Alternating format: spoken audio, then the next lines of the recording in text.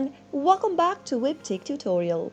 In today's video, I'll be guiding you through how to sign in or log into your Mint account. So let's jump right into the video without wasting much of our time. Start off by open a web browser and go to the URL box and type in mint.intuit.com and press enter on your keyboard. Doing this will take you to the official site for Mint. To log in or sign into your account, you'll need to enter your credentials for Intuit. Go ahead and click on the sign in button at the top right hand corner, and in the login page, you'll need to enter your Intuit account's credentials. Start off by typing in your phone number or your email, or you can also type in your user ID associated with Intuit. Once you are done entering your credentials, if you'd like the system to remember your credential for you, check this Remember Me box beneath. But if you're using a public or a shared device, leave it unchecked and click sign in. On the next page, it'll ask you to enter your password. Type in your correct password for your Mint account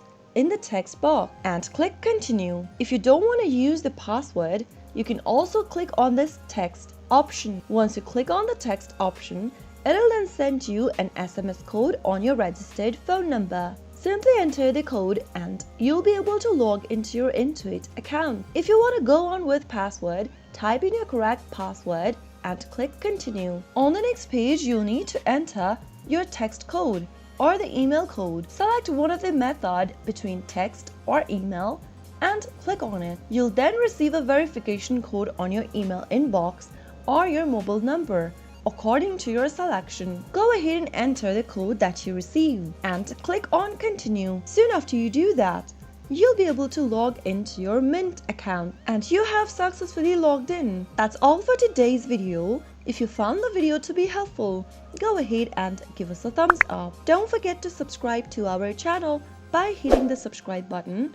Also press the bell icon so that you'll never miss another upcoming upload from us. I'll see you again in the next episode.